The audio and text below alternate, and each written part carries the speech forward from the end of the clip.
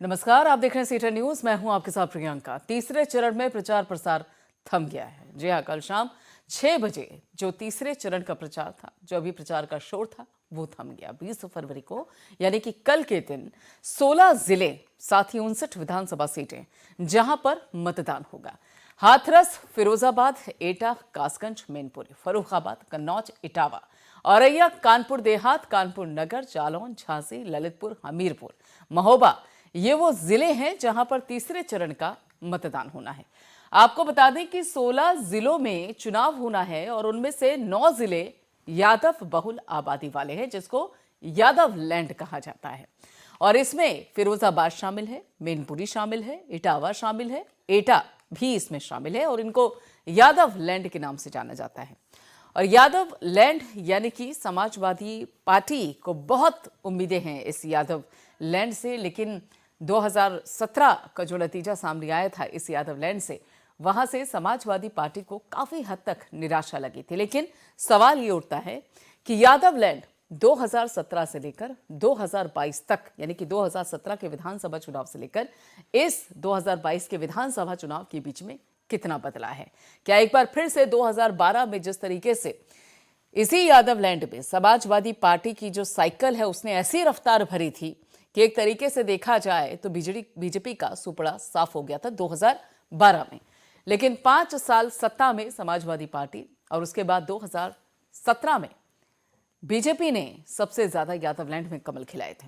लेकिन अब 2022 में यादव लैंड किसके साथ रहने वाला है, ये देखने वाली बात होगी। इसी यादव लैंड को जीतने के लिए जहां एक तरफ बीजेपी घेराबंदी कर रही है अलग अलग तरीके से, खासतौर पे करहल विधानसभा सीट को लेकर।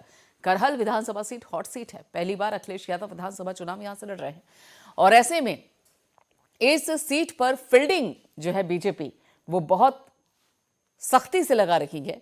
और ऐसे में एसपी बघेल अगर अखिलेश यादव के अपोजिट में है, यानी कि बीजेपी के प्रत्याशी हैं, तो वहीं दूसरी तरफ समाजवादी पार्टी भी कोई कोर कसर नहीं छोड़ रही है, जिसकी बानगी देखने को मिली थी इटावा में। जब वो तस्वीरें सामने आई, जिसे देखने के लिए सपा के कार्यकर्ता एक लंबे समय से उन तस्वीरों का इंतजार कर रहे थे। और वो तस्वीरें थी जब एक मंच पर मुलायम सिंह यादव, अखिलेश यादव, शिवपाल सिंह यादव तीनों एक साथ एक मंच पर नजर आए, लोगों का अभिवादन स्वीकार करते हुए नजर आ रहे थे। उस तस्वीर के बलबूते जब तीनों एक साथ यादव लैंड पे प्रचार करने के लिए पहुंचे थे, तो उस दौरान उन तस्वीरों का कितना असर हुआ है वो कल पता चलेगा, जब मतदान की प्रक्रिया सुबह 7 बजे से शुरू होगी। अभिषेक शर्मा हमारे संवाददाता हमारे साथ जुड़ चुके इस बाबत आगे की जानकारी देने के लिए।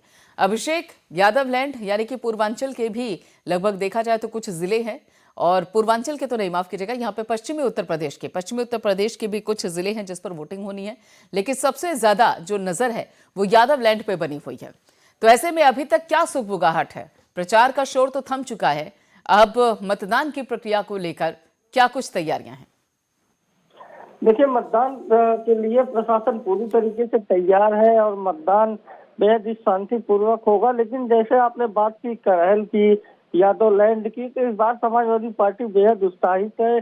अखिलेश यादव, शिवपाल सिंह यादव और नेताजी मुलायम सिंह यादव की अगुवाई में समाजवादी पार्टी इस बार कुछ कर गुजरने को तैयार है। और समाजवादी पार्टी इस बार बीजेपी को बेहद जबरदस्त चुनौती दे रही है। जैसे राजनीतिक पंडित इस बात का आकलन करते थे कि समाजवादी पार्टी 150 सीटें जीतेगी, 180 सीटें जीतेगी, लेकिन अब अगर किसी से पूछा जाए तो कहते हैं कि चुनाव बेहद ही रोचक हो चला है। तो ऐसे में लोगों की जुबान पर यही है कि इस बार क्या हो सकता है, क्या इस बार बदलाव हो जाएगा। और फिलहाल जैसे समाजवादी पार्टी ने अपनी रणनीति को उंगली जामा पहनाया है, कहीं ना कहीं कुछ बड़ा बदलाव होता हुआ इस बार आपको दिखेगा। सत्ता बने या ना बने जनता के हाथ में होता है, लेकिन जिस तरह का इस बार प्रचार रहा अखिलेश यादव का, जिस तरह शिवपाल सिंह यादव साथ आए, साथ में नेताजी मुलायम सिंह आए, तो इससे एक बड़ा मैसेज देने का प्रयास किया समाजवादी पार्टी ने। और कहीं ना कहीं बड़ा मैसेज देने के साथ साथ अपने पक्ष में जबरदस्त माहौल भी बनाने का प्रयास हुआ। बिल्कुल, लेकिन यहाँ पर 16 जिले, 59 विधानसभा सीटें, जिसमें अगर देखा जाए तो पश्चिमी उत्तर प्रदेश के भी कुछ जिले हैं, अवध के भी कुछ जिले हैं, और सबसे अहम बात जैसा कि आप बता भी रहे हैं अभिषेक की यादव लैंड है। और इस बाबत हमने देखा कि सभी ने, चाहे कोई भी सियासी दल हो, सभी ने खूब मशक्कत की है। एक लंबे अरसे बाद अभिषेक इटावा में वो तस्वीर देखने को मिली जब शिवपाल सिंह यादव, अखिलेश यादव और मुलायम सिंह यादव एक साथ एक मंच पर सभी का अभिवादन स्वीकार करते हुए नजर आ रहे हैं।